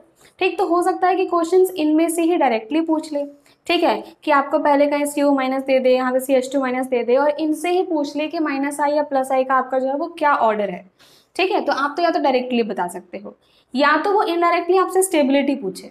ठीक है, तो स्टेबिलिटी के कुछ क्वेश्चंस करते हैं। चलिए आते हैं हमारे फर्स्ट नंबर क्वेश्चन पर। तो पहला क्वेश्चन हमें देखा रखा है क्या, पहले तो इनमें डिफरेंस देखो, डिफरेंस है क्या। CO minus CH2, CO minus CH2, इतना तो मुझे सब में कॉमन दिख गया। ठीक, अब देखना है कि भाई यहाँ पर फ्लोरीन लगा है, यहाँ पर ये लगा है, यहाँ पर ये है, यहाँ पर ये, यहाँ पर ये। ठीक, यहाँ पर आपके पास एक एल्कीन लगी हुई है। ठीक है, तो बेसिकली अब हमें देखना क्या है कि यहाँ पर इन केसेस में आपके कौन से ग्रुप्स हैं, क्या वो प्लस आई है या माइनस आई है। बताओ, फ्लोरीन, क्लोरीन, ब्रोमीन, आयोडीन क्या है, हेलोजेंस। हेलोजेंस क्या होते हैं, माइनस आई। NO2 कैसा है, NO2 भी माइनस आई। एल्कीन कैसी है, एल्कीन भी माइनस आई। तो ये सारे के सारे मेरे कैसे ग्रुप्स लगे हैं, माइनस आई ग्रुप लगे हैं। ठीक है, क्या ये माइनस चार्ज माइनस आई से स्टेबलाइज होगा या डिस्टेबलाइज। मैंने बताया था ना, माइनस माइनस से स्टेबलाइज होगा, पॉजिटिव पॉजिटिव से स्टेबलाइज होगा। तो ये माइनस है, मतलब ये माइनस आई ग्रुप से स्टेबिलिटी बढ़ेगी। तो अब हमें फाइनली चेक करना है कि ये सारे के सारे जो भी माइनस आई ग्रुप्स हैं, इन सब में से सबसे ज़्यादा स्ट्रेंथ किसकी है, जिसका माइनस आई का स्ट्रेंथ ज़्यादा उसकी स्टेबिलिटी ज़्यादा। ठीक है ना, fluorine, chlorine, bromine, iodine halogen सही रहे। NO2 और आपका एल्कीन, NO2 यहाँ, एल्कीन यहाँ पर आती है लास्ट में, है ना, हमने याद किया था फोन पे एल्कीन है। ठीक है, तो एल्कीन का माइनस आई सबसे कम, तो सबसे ज्यादा किसका है, सबसे ज्यादा है NO2 का। NO2 का माइनस आई सबसे ज्यादा स्ट्रॉन्ग है। ठीक, यहाँ पर इसका माइनस आई सबसे स्ट्रॉन्ग। NO2 के बाद बोलो कौन है, उसके बाद आपके हेलोजेंस आ जाएंगे, पहले फ्लोरीन, क्लोरीन, ब्रोमीन, फिर आयोडीन। ठीक है, और माइनस आई जिसका ज्यादा, उसमें हमारा ये जो अनायन है वो स्टेबलाइज होगा। तो स्टेबिलिटी का ऑर्डर क्या हो जाएगा, सबसे पहले आएगा मेरा E। ठीक, इसके बाद आ जाएगा आपका फ्लोरीन, क्लोरीन, ब्रोमीन, आयोडीन, मतलब कि ABCD। तो हम लिख लेंगे ABCD और सबसे लास्ट में आएगा F। ऐसा क्यों, देख सकते हो आप एल्कीन सबसे लास्ट में है। ठीक, तो इस तरीके से हमने क्या किया, हमने माइनस आई प्लस आई का ऑर्डर यूटिलाइज करके हमने स्टेबिलिटी कंपेयर कर ली। ठीक है, आ जाइए सेकेंड क्वेश्चन पे। डिफरेंस देखो, ये CH2 माइनस है, बगल में एक ही CH3 है। यहाँ पर ये अनायन है, 2 CH3 है, ये अनायन है, 3 CH3 है। इसका मतलब पहले तो ये देखो कि कैसा ग्रुप जुड़ा है, प्लस आई या माइनस आई। आपके पास ये अल्काइल ग्रुप्स ही तो है, इसका मतलब ये प्लस आई की कहानी है। ठीक, यहाँ पर जो ऑर्डर है आपका वो प्लस आई को देखना है आपको। ठीक है, इस कार्बोनाइन के बगल में एक ही कार्बन है, मतलब दिस इज प्राइमरी। इसके बगल में 2 कार्बन मतलब सेकेंडरी। इसके बगल में 3 कार्बन मतलब टर्शरी। और अल्काइल ग्रुप्स हम देखते हैं कि यहाँ पर अल्काइल ग्रुप्स का ऑर्डर होता है tertiary, then secondary, then primary. ठीक, मतलब प्लस आई का स्ट्रेंथ का ऑर्डर पूछा जाए आपसे कि प्लस आई स्ट्रेंथ किसकी ज्यादा, तो आप कहोगे पहले टर्शरी आता है, देन सेकेंडरी आता है, देन प्राइमरी आता है ना। अगर हम प्लस आई स्ट्रेंथ की बात कर रहे हैं तो टर्शरी आता है, देन सेकेंडरी आता है, देन प्राइमरी। बट यहाँ आपसे क्या पूछा है, यहाँ पूछा करेक्ट ऑर्डर ऑफ स्टेबिलिटी। तो ये जो हमारे पास कार्ब अनायन है, उस अनायन की स्टेबिलिटी बतानी है। ठीक, अब देखो कार्ब अनायन से आपके प्लस आई ग्रुप जुड़े हैं। ठीक है, तो नेगेटिव चार्ज तो नेगेटिव से स्टेबलाइज होता है ना, प्लस आई से तो स्टेबलाइज नहीं होगा, इसका मतलब प्लस आई से डी स्टेबलाइज हो रहा है। आई बात समझ। तो यहाँ पर ये सारे कार्बन आयन हैं। ठीक है, जहाँ पर आपका टर्शरी में सबसे ज़्यादा प्लस आई स्ट्रेंथ है, उसकी स्टेबिलिटी सबसे कम होगी। ठीक है। जहाँ प्लस आई सबसे स्ट्रॉन्ग उसकी स्टेबिलिटी सबसे कम। ठीक, यहाँ पर प्लस आई आपका सबसे वीक था, इसका मतलब इसकी स्टेबिलिटी सबसे ज़्यादा होगी। तो अब मेरा यहाँ पर स्टेबिलिटी का ऑर्डर क्या हो जाएगा, A B C. I hope आपको समझ में आ रहा है। यहाँ पर कार्ब अनायन है ना, तो नेगेटिव चार्ज प्लस आई से डीस्टेबलाइज होता है, कम स्टेबल होगा। जहाँ पर आपका प्लस आई का स्ट्रेंथ ज़्यादा होगा, ठीक है, वहाँ पर स्टेबिलिटी सबसे कम होने वाली है। ठीक है, आ जाइए हमारे थर्ड नंबर क्वेश्चन पर। यहाँ पर अब मेरे पास ये सारे कार्बोकेटाइन हैं, ठीक है। CH2 है, यहाँ पर लगा आपका फ्लोरीन क्लोरीन ब्रोमीन, तो FCl Br हैलोजेंस है, मतलब कि माइनस आई आपके ग्रुप्स लगे हुए हैं। ठीक है, पहले तो पहचानना होता है कि भाई कैसा ग्रुप लगा है, माइनस आई है कि प्लस आई है। ठीक है, अब ये कार्बोकेटाइन है, तो पॉजिटिव चार्ज तो पॉजिटिव से स्टेबलाइज हो रहा था, मतलब ये हमारा कार्बोकेटाइन प्लस आई से स्टेबलाइज होता, बट यहाँ पर माइनस आई है तो ये डीस्टेबलाइज करेगा। ठीक है, तो फ्लोरीन क्लोरीन ब्रोमीन में सबसे माइनस आई स्ट्रॉन्ग किसका है, फ्लोरीन का, देन क्लोरीन का, देन ब्रोमीन का। ठीक, अगर इसका प्लस आई अगर इसका माइनस आई सबसे स्ट्रॉन्ग, ठीक, तो इसकी स्टेबिलिटी सबसे कम। ठीक, तो सबसे पहले आएगा मेरा स्टेबिलिटी में सी, फिर बी, फिर ए। ठीक, इन्वर्सली प्रोपोर्शनल हो गया ना। ठीक, कार्बोकेटाइन है, कार्बोकेटाइन की स्टेबिलिटी प्लस आई से बढ़ती, माइनस आई से कम होगी। ठीक, तो जहाँ पे माइनस आई सबसे ज़्यादा वहाँ पर उसकी स्टेबिलिटी सबसे कम, तो ए मेरा सबसे लास्ट में आया। ठीक है, तो यहाँ पर बी बीच में आया है, सी हमारा सबसे पहले आया है। ठीक, आ जाइए फोर्थ नंबर क्वेश्चन पर। अब यहाँ पर मेरे पास सारे के सारे कार्बन आयन हैं, ठीक है, फिर उसके बाद CH2 है, फिर मेरे पास ग्रुप्स लगे हैं। ये लगा है CN, बताओ CN कैसा है, CN माइनस आई है। NR3 प्लस कैसा है, माइनस आई है। OH कैसा है, माइनस आई है। फ्लोरीन भी माइनस आई, OR भी माइनस आई, सारे के सारे माइनस आई हैं ये हमारे। ठीक है, अब माइनस आई में हमें चेक करना है कि भाई कौन स्टेबिलिटी बढ़ाएगा कौन घटाएगा, मतलब कि हमें माइनस आई का स्ट्रेंथ चेक करना है। इन सब में से सबसे ज़्यादा माइनस आई स्ट्रेंथ किसकी है, इन सब में से है NR3 प्लस की सबसे ज़्यादा, इसका माइनस आई सबसे ज़्यादा स्ट्रॉन्ग। बताओ NR3 प्लस के बाद कौन दिख रहा है आपको, NR3 प्लस के बाद इनमें से दिख रहा है हमें यहाँ पर ये CN। ठीक है, तो सेकेंड नंबर पे आएगा हमारा ये CN के बाद कौन आएगा, फिर आपके हैलोजेंस आ जाते हैं, मतलब कि फ्लोरीन आएगा आपका थर्ड नंबर पर। ठीक है, ये आएगा हमारा थर्ड नंबर पर। ठीक, फ्लोरीन के बाद OH और OR, OH OR में कंपैरिजन क्या है, पहले OR आता है देन OH आता है। ठीक, पहले OR देन OH। ठीक है, पहले ये फिर ये। अब ये बताओ पहले कि जब माइनस आई स्ट्रेंथ बढ़ेगी तो हमारा कार्बन की स्टेबिलिटी बढ़ेगी या घटेगी, भाई माइनस माइनस को ही स्टेबलाइज करता है, तो ये कार्बन आयन है तो माइनस आई ग्रुप्स स्टेबिलिटी बढ़ाएगा। ठीक, तो सबसे ज़्यादा माइनस आई स्ट्रॉन्ग है उसकी स्टेबिलिटी सबसे ज़्यादा, तो पहले बी आएगा फिर ए आएगा, ए के बाद मेरा फ्लोरीन आएगा डी वाला। ठीक है, डी के बाद क्या आएगा, OH और OR में अभी हमने देखा OR पहले आएगा मतलब E आएगा, और उसके बाद आएगा आपका लास्ट में C। ठीक, शायद आपको यहाँ तक दिख नहीं रहा होगा तो मैं इधर कर देती हूँ BADEC। ठीक है, ये है हमारा आंसर।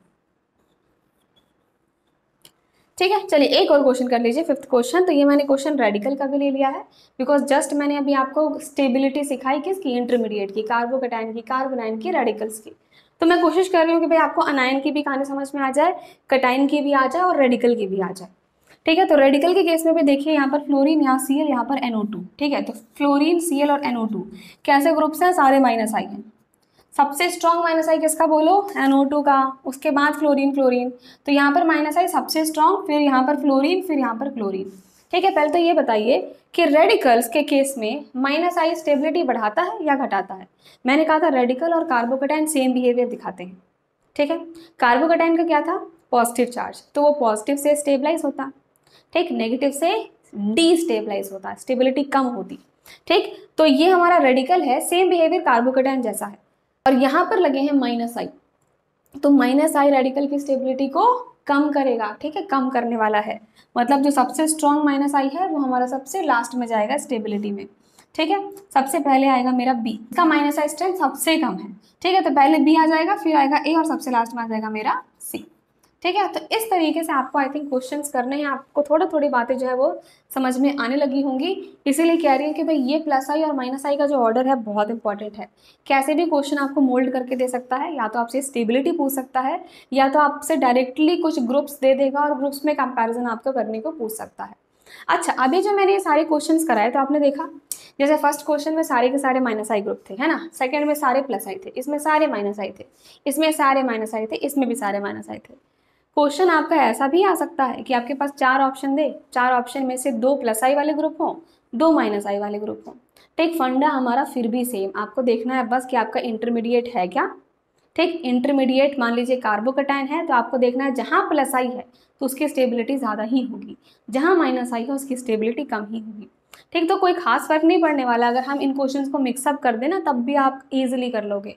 ठीक, आई होप आपको ये क्वेश्चंस जो हैं वो क्लियर होंगे। बच्चों प्लीज़ मुझे एक बार बता देना ज़रूर, अगर आपको कहीं भी कुछ भी डाउट लगता है ना, या आपको लगता है कि कहीं कोई चीज़ मैं फास्ट बता दे रही हूँ, ठीक है, तो मुझे स्लो बोलना चाहिए। ठीक, जो भी आपको ऐसा लगे, ठीक, या फिर आपको लगे कि भाई इस टॉपिक में हमें थोड़ा समझ नहीं आया तो इसमें और क्वेश्चंस हो जाते तो सही रहता। ठीक, तो जो भी आपको ऐसा फील हो आप कमेंट में प्लीज़ शेयर करिए। ठीक, ताकि मुझे भी तो पता लगे ना कि कहाँ पर क्या करेक्शंस करने चाहिए। ठीक, किस तरीके से आपको वो चीज़ें समझ में आएंगी। मैं अपने हिसाब से आपको सब कुछ करवा रही हूँ, ठीक है, बट एटलीस्ट मुझे आपका रिस्पॉन्ड भी मिलना चाहिए। ठीक, तो प्लीज़ कमेंट बॉक्स को एक्टिव रखिए और आपको जो भी डाउट्स लगते हैं, जो भी आपको प्रॉब्लम्स आती हैं, प्लीज़ मुझसे शेयर करिए ज़रूर। ठीक है ना। चलिए बच्चों, तो यहाँ पर हमने कुछ क्वेश्चंस करे हैं, हमारे 5 क्वेश्चंस कर लिए स्टेबिलिटी कंपेयर करने के लिए। अब थोड़े से और क्वेश्चंस करते हैं और यहाँ पर एक और ना इम्पॉर्टेंट कंसेप्ट आ जाता है आपका प्लस आई में ही और माइनस आई में ही। ठीक है, तो एक बार उस कंसेप्ट को भी समझते हैं और उससे रिलेटेड हम कुछ क्वेश्चंस भी करते हैं। ठीक है, चलिए स्टार्ट करते हैं।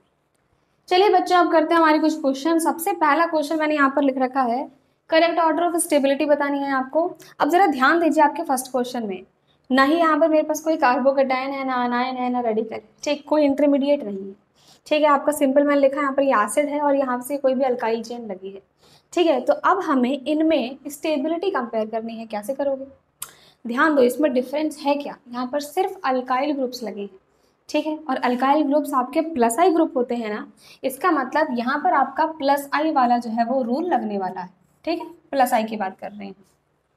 अब यहाँ पर एक नया सा रूल है, मैंने कहा था कि यहाँ पे कुछ समझना पड़ेगा आपको इंपॉर्टेंट बातें। ठीक, तो प्लस आई में आपके पास एक कंसेप्ट आता है जिसको हम बोलते हैं डीविएन रूल। ठीक है, डीविएन रूल, डी का मतलब है डिस्टेंस, ठीक है, बी का मतलब है ब्रांचिंग और एन का मतलब है नंबर ऑफ कार्बन एटम्स। ठीक है, ये डेवियन रूल कब लगता है, प्लस आई के केस में और जब आपके अल्काइल ग्रुप्स हों तब। ठीक है, मतलब अल्काइल ग्रुप्स की कहानी है ये सिर्फ। ठीक, अल्काइल ग्रुप्स में अगर कंपैरिजन आ जाए तो ये डेवियन रूल को आपको याद रखना है। ठीक है, डिस्टेंस फिर ब्रांचिंग फिर नंबर, इसका मतलब इसी वे में आपको प्रायोरिटी देनी है। पहले जो प्रायोरिटी होगी वो डिस्टेंस को देंगे, सेकेंड प्रायोरिटी आप ब्रांचिंग को देते हो, थर्ड प्रायोरिटी आप नंबर ऑफ कार्बन एटम्स को देते हो। ठीक है, अब इसका मतलब हुआ क्या, देखो डिस्टेंस मैंने आपको इंडक्टिव इफेक्ट बिल्कुल स्टार्टिंग में बताया था कि डिस्टेंस जितना ज़्यादा होता है इंडक्टिव इफेक्ट का स्ट्रेंथ उतना कम होता है। मतलब कि डिस्टेंस जितना ज़्यादा बढ़ेगा प्लस आई का जो स्ट्रेंथ है वो बढ़ता है या घटता है, बोलो, घटता है।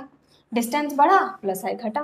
ठीक, तो डिस्टेंस और प्लस आई आपस में इन्वर्सली प्रोपोर्शनल है। ठीक है, ब्रांचिंग की अगर मैं बात करूं तो जितने ज़्यादा ब्रांचेस होंगे ना उतने ज़्यादा अल्काइल ग्रुप्स हैं, इसका मतलब उतने ही ज़्यादा आपके प्लस आई ग्रुप्स हैं, उतना ज़्यादा जो है वो इसकी स्टेबिलिटी बढ़ेगी। ठीक है, तो उसके बाद हम कह सकते हैं कि प्लस आई जो है वो ब्रांचिंग के डायरेक्टली प्रोपोर्शनल है, जितने ज़्यादा ब्रांचेस होंगे उतना ज़्यादा प्लस आई स्ट्रेंथ बढ़ रहा है। ठीक है, नंबर ऑफ कार्बन एटम्स की अगर मैं बात करूं, जितने ज़्यादा कार्बन एटम्स है, मतलब चेन आपकी जितनी लंबी है ना, या फिर total number of carbon atoms आपके जितने भी ज़्यादा है उतना ही ज़्यादा आपका प्लस आई होगा। ठीक, तो लास्ट प्रायोरिटी हम देते हैं किसको, नंबर ऑफ कार्बन एटम्स को। ठीक, मतलब ये भी डायरेक्टली प्रोपोर्शनल है, जितने ज़्यादा कार्बन एटम्स उतना ज़्यादा प्लस आई स्ट्रेंथ। ठीक, तो ये बात आपको समझ में आ गई कि प्लस आई के केस में ब्रांचिंग जितनी ज़्यादा या फिर नंबर ऑफ कार्बन एटम्स जितने ज़्यादा प्लस आई स्ट्रेंथ उतनी ज़्यादा, लेकिन अगर डिस्टेंस ज़्यादा है तो प्लस आई कम हो जाएगा। ठीक, और इन सब में से प्रायोरिटी सबसे पहले किसको देखनी है, सबसे पहले डिस्टेंस। ठीक, डिस्टेंस से आंसर नहीं आएगा तब ब्रांचिंग, ब्रांचिंग से आंसर नहीं आएगा तब जाएंगे हम नंबर ऑफ कार्बन एटम्स पे। अब मैं आपको एग्जाम्पल कराती हूँ, देखिए इन सब में डिफरेंस देखो पहले है क्या। COH से हमारी ये चेन जुड़ी है, COH से हमारी चेन जुड़ी है, COH से हमारी ये चेन, और यहाँ पर भी COH है। अच्छा मिस कर दिया, यहाँ पर लिख लीजिए, यहाँ पर भी आपका यही सेम टू सेम लिख देते हैं हम, COOH। ठीक है, और इस COH से हमारी वाली चेन जुड़ी हुई है। ओके, तो हमें देखना होता है डिस्टेंस। हम एक काम करते हैं, जो भी हमारा ये ग्रुप लगा हुआ है इस ग्रुप से हम नंबरिंग वहीं से शुरू करेंगे। देखो मैंने आपको IUPAC नॉमेनक्लेचर में बताया था कि नंबरिंग आप कहाँ से शुरू करते हो, जहाँ पर आपका फंक्शनल ग्रुप होगा, तो नंबरिंग मुझे इस कार्बन से ही शुरू करनी पड़ेगी। ठीक, और पेरेंट चेन देखना पड़ेगा, ठीक है। तो मैंने लिख दिया 1 2 3 4 5, यहाँ पर भी पेरेंट चेन बनाते हैं 1 2 3 4, यहाँ बनाते हैं 1 2 3 4 5, यहाँ बनाते हैं 1 2 3 4 5, ठीक है। ओके, फर्स्ट प्रायोरिटी क्या है? फर्स्ट प्रायोरिटी है डिस्टेंस, ठीक है। तो हमें देखना है कि इस फंक्शनल ग्रुप से जितने कम डिस्टेंस पे मुझे कोई ग्रुप दिख जाए, कोई अल्काइल ग्रुप मिल जाए, है ना, उतना ही ज़्यादा उसको प्रायोरिटी देंगे। तो हमें नंबर चेक करना है एक्चुअली कि कौन से नंबर पे आखिर हमारा ब्रांच शुरू हो रहा है, ठीक है। तो हमने देखा कि इससे 1 2 3 4 वाले कार्बन एटम्स पर मेरे पास 2 ब्रांचेस लगे हैं। क्या लिखा है देखो, मैं ध्यान से देखना, ठीक है। अगर हम डीबीएन लिखें, डीबीएन, ठीक है, तो पहले तो ये देखो कि ब्रांचेस कितने हैं, है ना। पहले तो ये देखिए आपकी ब्रांचेस कितने हैं। ब्रांचेस है मेरे पास ये 2, ठीक है, 2 ब्रांचेस है मेरे पास, यहाँ लिख लेते हैं हम 2 ब्रांच, ठीक है। और ये 2 ब्रांच है कहाँ पर, कौन से पोजीशन पे है? डिस्टेंस, तो 4 ही कार्बन एटम पे है, तो हम डिस्टेंस लिखेंगे कि भाई पहला भी 4 पे है, दूसरा भी 4 पे है, ठीक है। डी भी लिख दिया मैंने, एन मतलब होता है total number of carbon atoms, ठीक है। तो यहाँ पर हमारे पास टोटल यहाँ पर 5 थे एक चेन में, ये हो गया 6 और ये 7, ठीक है, 7 लिख दिया मैंने, ठीक है। अब आ जाइए आप इस केस में, ठीक, यहाँ पर भी हम डीबीएन लिखेंगे, ठीक है। ब्रांचेस कितने हैं बोलो? ब्रांचेस मेरे पास भी यहाँ पर 2 हैं, लेकिन नंबर देखा जाए तो 2 ही नंबर पे मेरे पास दोनों है ना। 2 वाले डिस्टेंस पे, 2 वाले नंबर पे ही 2 ब्रांच है ना, तो मैं लिख दिया 2, 2। नंबर ऑफ कार्बन एटम्स कितने हैं बोलो? 4 5 और 6, 6 नंबर ऑफ कार्बन एटम्स। इस केस में बताओ कितने ब्रांचेस है? अगर हम डीबीएन की बात करें तो नंबर ऑफ कार्बन एटम्स है, सॉरी नंबर ऑफ ब्रांचेस है मेरे 2, ठीक है, लेकिन 2 ब्रांचेस में से एक तो मेरा 2 पोजीशन पे है और एक मेरा 3 पोजीशन पे है। Total number of carbon atoms कितने हैं? 5 6 7, ठीक है। इस केस में डीबीएन लिखेंगे, मेरे पास ब्रांचेस कितने हैं? एक ही ब्रांच है, कौन से नंबर पे है? 2 नंबर पे है, टोटल कार्बन एटम्स 5 और 6 हैं। तो इस तरीके से मैंने सारा डीबीएन लिख लिया, ठीक है। अब मैंने कहा सबसे पहली प्रायोरिटी देनी है डिस्टेंस को, कि जितने कम डिस्टेंस पे हमें अपना ब्रांच मिल जाए, ठीक है। सबसे कम डिस्टेंस यहाँ क्या है? 4 4, यहाँ है 2 2, यहाँ पर है 2 3, यहाँ पर है 2, तो 4 तो भैया मेरा सबसे लास्ट में गया, ठीक है। तो डिस्टेंस के हिसाब से हमने देखा तो ये तो सबसे दूर है, इसका मतलब इसकी स्टेबिलिटी तो सबसे लास्ट में गई, आया ना समझ। तो ये तो हमारा 4 था, है ना, सबसे ज़्यादा डिस्टेंस दूर है, डिस्टेंस दूर है इसका मतलब है इसका प्लस है तो सबसे कम होगा, ठीक है। तो इसको हमने ए लिख दिया, ठीक। यहाँ पर स्टेबिलिटी मत लिखो आप, एग्जैक्टली लिख देते हैं करेक्ट ऑर्डर, है ना। करेक्ट ऑर्डर क्या है इसका? इंडक्टिव इफेक्ट है, correct order of inductive effect, ठीक। प्लस आई या फिर माइनस आई ऐसे लिख लेते हैं, ठीक है। स्टेबिलिटी तो क्योंकि मैंने यहाँ पर कोई इंटरमीडिएट बनाया नहीं है, ठीक। तो हम स्ट्रेंथ की बात कर रहे हैं बेसिकली, ओके।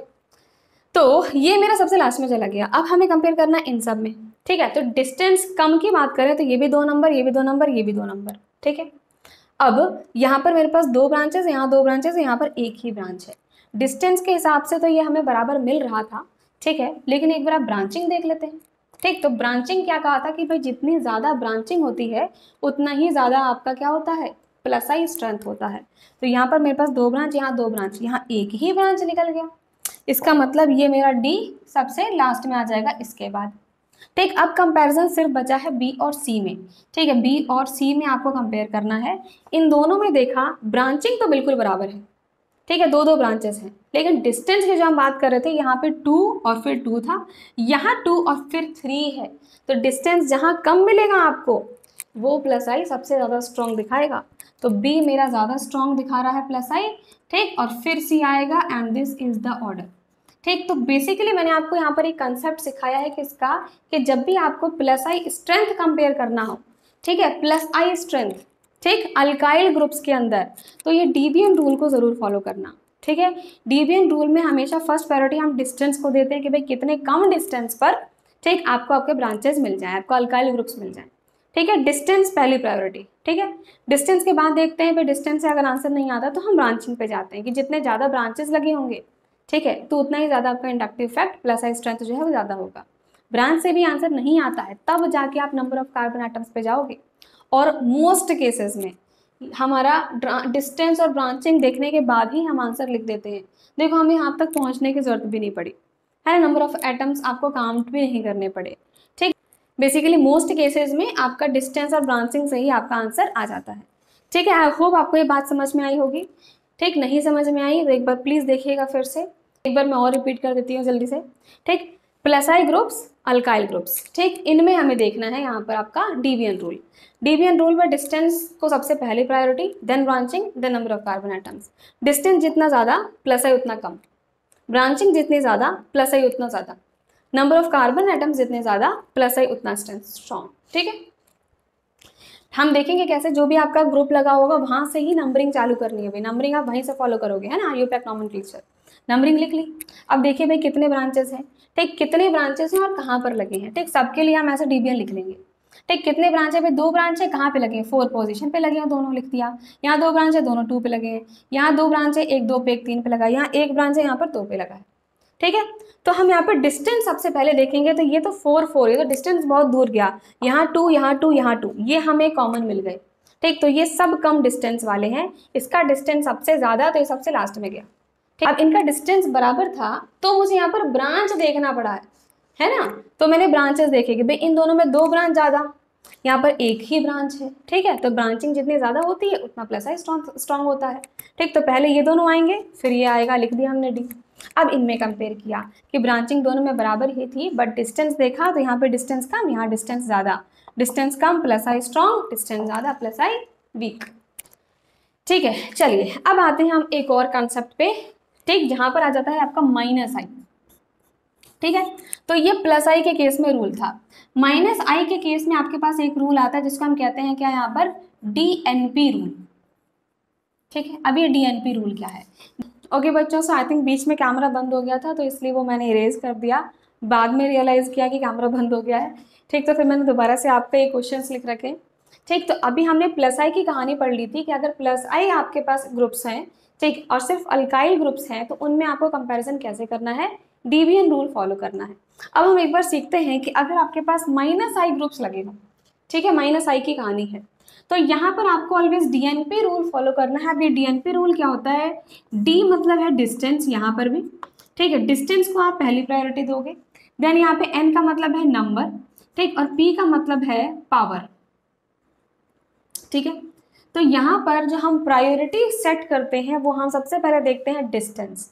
डिस्टेंस से आंसर नहीं आया तब नंबर पे जाते हैं, नंबर से नहीं आया तब हम पावर पे जाते हैं। एग्जाम्पल से समझिए, ठीक है। अगर हम फर्स्ट क्वेश्चन देखें, लिखा है CH2F CH2Cl, ठीक। डिस्टेंस देखो आप, एक ही कार्बन था, एक कार्बन से फ्लोरीन, एक कार्बन से Cl, ठीक है। अगर हम नंबर की बात करें तब भी कोई डिफरेंस नहीं है, एक ही फ्लोरीन है, एक ही क्लोरीन है। तो हम पावर पे जाएंगे, तो आपको पता है फ्लोरीन क्लोरीन दोनों ही माइनस आई ग्रुप हैं, फ्लोरीन का माइनस आई ज़्यादा, स्ट्रेंथ ज़्यादा है, तो हम यहाँ पर ये ऑर्डर लिख देंगे, ठीक। सेकेंड क्वेश्चन देखा, यहाँ लिखा है CH2F और CHCl2, ठीक है। सबसे पहले डिस्टेंस देखोगे आप, देखो एक ही कार्बन पे फ्लोरीन है, यहाँ पर भी एक ही कार्बन पे Cl है, ठीक है। डिस्टेंस बराबर, नंबर पे आए, यहाँ पर एक ही फ्लोरीन है बट यहाँ पर 2 Cl प्रेजेंट है, ठीक है। तो आप ये गलत मत करना कि मैम फ्लोरीन का तो माइनस आई ज़्यादा होता है तो ये वाला माइनस आई ज़्यादा दिखाएगा, नहीं। आपको पावर से पहले, ठीक है, माइनस आई स्ट्रेंथ का जो पावर है उससे पहले नंबर देखना है, ठीक है। तो यहाँ पर एक ही फ्लोरीन था और 2 Cl है, इसका नंबर ज़्यादा हो गया, तो अब ये रहा आंसर, ठीक है। थर्ड क्वेश्चन देखिए, पहले हम डिस्टेंस को ही प्रायोरिटी देंगे, तो यहीं से नंबरिंग शुरू करोगे आप 1 2, यहाँ पे 1 2, ठीक। आपने देखा 1 पे ही Cl मिल गया, यहाँ पे 2 पे फ्लोरीन मिल रहा है। तो अब ये मत देखना कि फ्लोरीन है, फ्लोरीन का माइनस आई स्ट्रॉन्ग है, अब डिस्टेंस मैटर करता है, ठीक है। तो ये 1 ही नंबर पे मिल गया, सबसे पास मिल गया, ये दूर मिल रहा है, तो हम इसके अकॉर्डिंग ही बताएंगे भाई कि इसका माइनस आई स्ट्रेंथ ज़्यादा स्ट्रॉन्ग है, ठीक है। लास्ट क्वेश्चन देखिए, यहाँ पर आपके पास CH Cl CH2 CH3, ठीक। नंबरिंग कर लेते हैं, नंबरिंग यहीं से शुरू होगी 1 2 3, यहाँ से होगी 1 2 3, यहाँ से होगी 1 2 3, ठीक। यहाँ पर मैंने ये डैश लगा रखा है ना, इसका मतलब यहाँ पर आपका कुछ भी चेन लगा हुआ है, ठीक है। अभी मैंने वो मेंशन नहीं किया, ठीक है। अब देखोगे सबसे पहले डिस्टेंस, तो यहाँ पे 1 नंबर पे ही मुझे मिल गया है, ठीक है। यहाँ पे 1 पे नहीं, 2 पे आपके पास ग्रुप्स लगे हैं, यहाँ पर 1 पे नहीं, यहाँ पर 2 पे लगे हैं। तो डिस्टेंस सबसे कम किसका, सबसे कम डिस्टेंस इसका है, इसका मतलब डिस्टेंस के हिसाब से माइनस आई सबसे स्ट्रॉन्ग तो इसका ही होगा, ठीक है। अब हम इन दोनों पर आए, डिस्टेंस अब दोनों का बराबर हुआ, यहाँ पर भी 2 नंबर पे है, यहाँ पर भी 2 नंबर पे है, ठीक। अब हम आएंगे नंबर पर, ठीक है। यहाँ पर 2 Cl है, यहाँ पर एक ही फ्लोरीन है, ठीक। तो जितने ज़्यादा नंबर ऑफ आपको ग्रुप्स मिल जाए, ठीक, तो यहाँ पर 2 Cl हैं, तो अब ये और फ्लोरीन सबसे लास्ट में। तो याद रखना, पावर लास्ट प्रायोरिटी देते हो आप, उससे पहले हमें नंबर देखना पड़ता है, उससे पहले हमें डिस्टेंस देखना पड़ता है, ठीक है। तो अभी जो आपने प्लस आई ग्रुप का रूल पढ़ा था, डीबीएन रूल, माइनस आई का डीएनपी रूल, दोनों में ये देखा आपने कि डिस्टेंस को पहली प्रायोरिटी दे रहे हैं, है ना। ऐसा क्यों? बिकॉज मैंने ये चीज़ आपको स्टार्टिंग में बताया था, बिल्कुल जब हमने इंडक्टिव शुरू किया था पिछली क्लास में। Inductive effect is totally distance dependent effect, या फिर आप कह सकते हो डिस्टेंस सेंसिटिव इफेक्ट। ठीक है, तो जितना डिस्टेंस कम होगा ना उतना इंडक्टिव स्ट्रॉन्ग, जितना डिस्टेंस ज़्यादा इंडक्टिव उतना वीक। ठीक, इसलिए हमें सबसे पहली प्रायोरिटी डिस्टेंस को ही देनी पड़ती है। ठीक है, तो बेसिकली अभी हमने यहाँ पर डीबीएन और डीएनपी दोनों रूल समझ लिए हैं। डीएनपी माइनस आई के लिए है, डीबीएन प्लस आई के लिए है, अल्काइल ग्रुप्स के लिए है। ठीक है, तो अब इससे रिलेटेड ताकि थोड़ा आप प्रैक्टिस कर सको, आप समझ पाओ कि भाई आपको क्वेश्चन समझ में आ रहे हैं या नहीं, तो मैं आपको कुछ होमवर्क क्वेश्चंस दे देती हूँ। वो क्वेश्चंस आप ट्राई करिएगा और कमेंट में आंसर करिएगा। ठीक, उसका आंसर मैं आपको नेक्स्ट क्लास में बता दूंगी। ठीक है, तो एक बार आई थिंक आपको यहाँ तक क्लियर होगी सारी बातें। अगर आपको ऐसा लगता है कि आपको कोई भी पॉइंट, कहीं कुछ भी आपको छोटा मोटा कुछ भी समझ में नहीं आया, प्लीज़ कमेंट बॉक्स में मुझ तक ये बात पहुँचाइए। ठीक है, एटलीस्ट आई शुड नो कि भाई कहाँ पर मुझे किस तरीके से चेंजेस करने हैं। ठीक है, तो आप जैसे बताएंगे वैसे मैं उसको करेक्ट करने की कोशिश करूँगी। चलिए बच्चों, कुछ होमवर्क क्वेश्चन देखते हैं। ठीक है, वो होमवर्क क्वेश्चन आप ज़रूर कमेंट बॉक्स में आंसर लिखिएगा। ठीक है, आपको सिर्फ ऑर्डर लिखना है। ठीक, आई होप आज की क्लास आपको क्लियर है। Let's see the questions. So ये हैं आपके कुछ होमवर्क क्वेश्चंस। तो जैसे मैंने अभी आपको डीएनपी और डीबीएन रूल सिखाया, उसी बेस पे आपके सामने 2 क्वेश्चंस हैं। ठीक है, तो आप कोशिश करिएगा कि इन दोनों क्वेश्चंस को आप सॉल्व करें और कमेंट बॉक्स में ज़रूर इसका आंसर बताइएगा। आप चिंता मत करिए, मैं आपके जो नेक्स्ट लेक्चर होगा उस नेक्स्ट लेक्चर में इसका आंसर भी बता दूंगी। ठीक है, तो आप चेक भी कर पाओगे कि आपने जो भी इसका आंसर लिखा है वो सही लिखा या नहीं लिखा।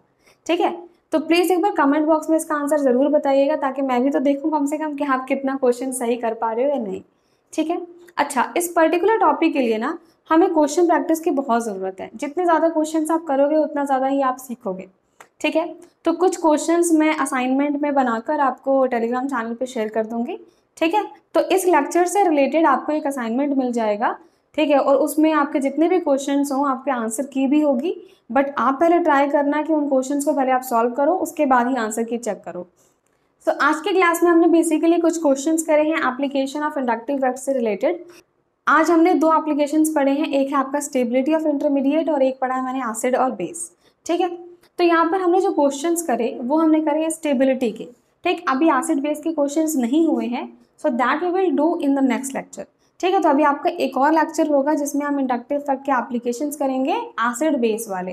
ठीक, तो उसके भी कुछ क्वेश्चन प्रैक्टिस कर लेंगे। कॉन्सेप्ट में बता चुकी हूँ आपको, बट क्वेश्चंस बहुत इंपॉर्टेंट है, तो हम कुछ क्वेश्चन जो हैं वो नेक्स्ट क्लास में करेंगे और नेक्स्ट क्लास में आपका इंडक्टिव इफेक्ट हो जाएगा कंप्लीट। ठीक है, सो चलिए बच्चों, मिलते हैं हमारी अगली क्लास में। तब तक के लिए अगर आपने चैनल सब्सक्राइब अभी तक नहीं किया है तो please do subscribe the channel. Thank you so much, bye bye.